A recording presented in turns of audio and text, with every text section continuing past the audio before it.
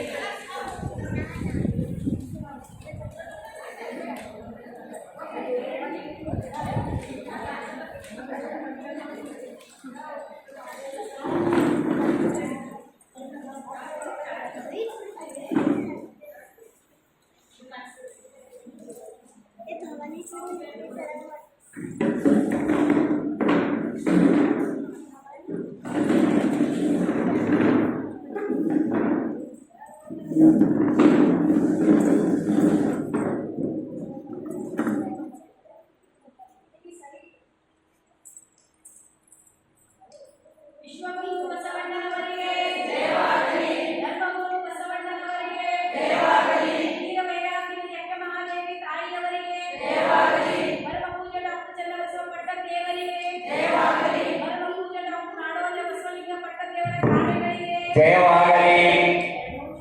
ಶರಣೋ ಶರಣ.